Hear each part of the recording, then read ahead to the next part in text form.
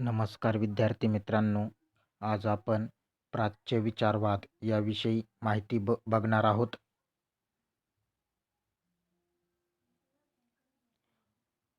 ओरिएंटॅलिझम या शब्दाला प्राच्य विचारवाद किंवा पौर्वात्यवाद हा पर्यायी शब्द वापरला जातो. प्राच्य हा शब्द पूर्व या अर्थाने वापरला आहे. पूर्वेकडील विचार म्हणजे प्राच्य विचार होय. प्राच्य विचारवाद किंवा पौर्वात्यवाद म्हणजे पूर्वेकडील देशांच्या भाषा, संस्कृती आणि इतिहासाचा अभ्यास होय. यामध्ये प्रामुख्याने चीन, भारत, इंडोनेशिया या देशांच्या इतिहासाचा अभ्यासाचा समावेश होतो.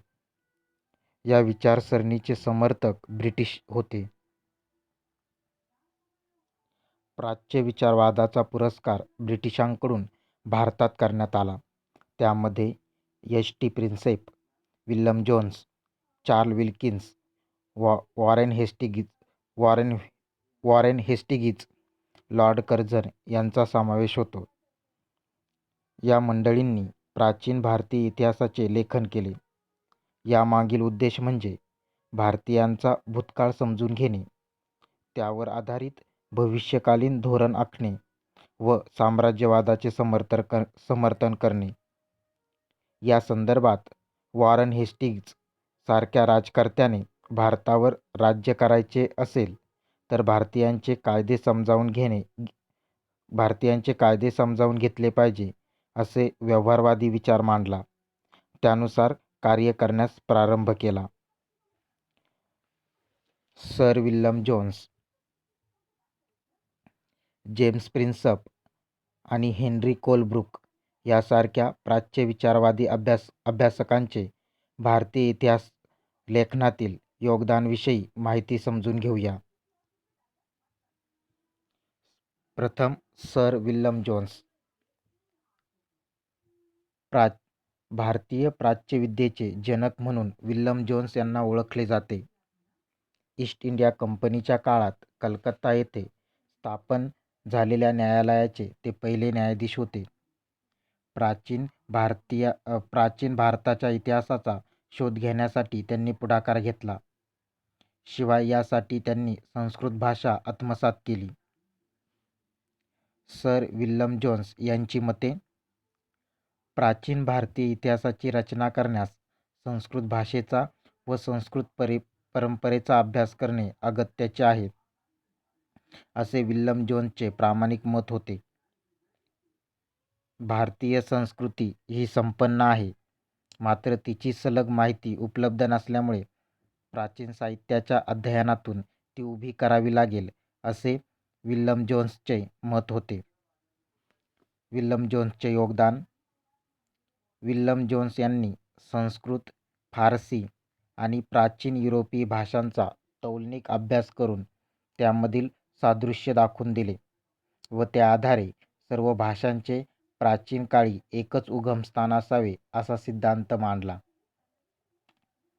आर्यांच्या मूळ टोळ्या हजारो वर्षांपूर्वी त्यांच्या मूळ वसतिस्थानातून बाहेर पडल्या.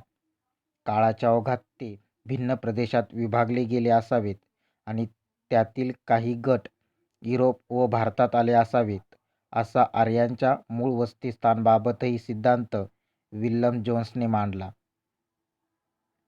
तसेच शाकुंतल, गीतगोविंद व मनुस्मृती या साहित्य कृतींचा त्यांनी इंग्रजीत अनुवाद केला.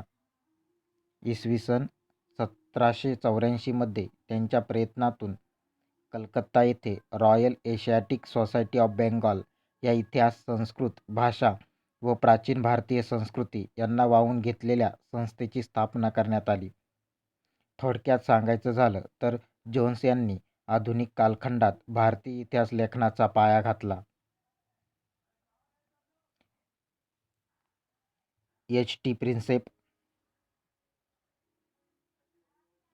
ईस्ट इंडिया कंपनीच्या काळात या अधिकाऱ्यांना भारताच्या इतिहासाचे कुतूहल निर्माण झाले आणि त्यातून प्रत्यक्ष इतिहास लेखनाला गती मिळाली. त्यात जेम्स प्रिन्सेप महत्त्वाचे आहेत. त्यांचा पुरातत्व, नाणी उत्खनन याबाबत अभ्यास होता. ते कलकत्त्याच्या टाकसाळीत नाणेपरीक्षक या हुद्द्यावर होते. त्यांचे योगदान इजिप्त, रोमन व ग्रीक संस्कृतीचे अवशेष असलेल्या शिलालेखांचा स्थापत्याचा अभ्यास करणारी विद्याशाखा पाश्चात्य देशात विकसित झाली होती.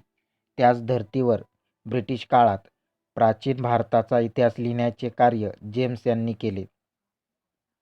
त्यांनी प्राचीन ब्राह्मी लिपीतील अक्षरांचा अर्थ लावण्याचा यशस्वी प्रयत्न केला.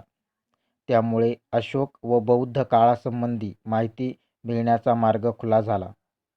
प्रिन्सेप यांनी स्तंभ, शिला, भिंती यावर कोरलेले लेख गोळा करून त्यांचा अर्थ लावून प्राचीन भारतीय इतिहासावर लेखन केले. त्यांनी भारतातील अनेक शिलालेखांचे ठसे घेतले. बौद्ध स्तूप, लेणी, स्तंभ, शिला यावरील अक्षरसदृश्य असलेल्या भागांचा, अक्षरवाटिकांचा अभ्यास करून त्याचा अर्थ लावण्याचा प्रयत्न केला व त्यातून शिलालेखांची लिपी शोधून काढली. शोधामुळे प्राचीन भारताच्या इतिहासाच्या मांडणीत नेमकेपणा आला. भारतीय इतिहासाचे सुवर्णयुग म्हणून ओळखल्या जाणाऱ्या गुप्त काळाच्या समुद्रगुप्त या राजाविषयी माहिती प्रिन्सेप यांना अलाहाबाद स्तंभाच्या केलेल्या वाचनामुळे मिळाली. त्यांचे कार्य पाहता त्यांचे महत्त्व लक्षात येते. Henry Colebrook. ईस्ट इंडिया कंपनीत नोकरीस असलेल्या कोलब्रुकने एशियाटिक रिसर्चेस मधून भारतीय इतिहासाबाबत लेखन केले. पौरात्यवादी व प्राचीन भारतीय वाङ्मयाचा प्रशंसक म्हणून कोलब्रुकला ओळखले जाते. तो संस्कृतचा गाढा अभ्यासक होता. तसेच हिंदू संस्कृती व तत्त्वज्ञानाने प्रभावित झाला होता. त्याचे योगदान: त्याने वेदकाळाचा अभ्यास करून त्यास भारतीय इतिहासाचे सुवर्णयुग असे संबोधले आहे. एसे ऑन द वेदाज असा प्रबंधही त्याने लिहिला. भारतीय संस्कृतीचे श्रेष्ठत्व मान्य केल्याबद्दल त्याच्यावर इंग्लंडमध्ये टीकाही झाली होती. जैन व बौद्ध धर्माचा अभ्यास केला. त्यावर सीड्स ऑफ जैन्स हा जैन धर्माविषयी महत्त्वाचा प्रबंध त्याने लिहिला. A digest of Hindu law on contract and succession हा धर्मशास्त्रावरील ग्रंथ 4 खंडात लिहिला. थोडक्यात भारतीय इतिहासाबाबत अनेक संशोधनपर लेख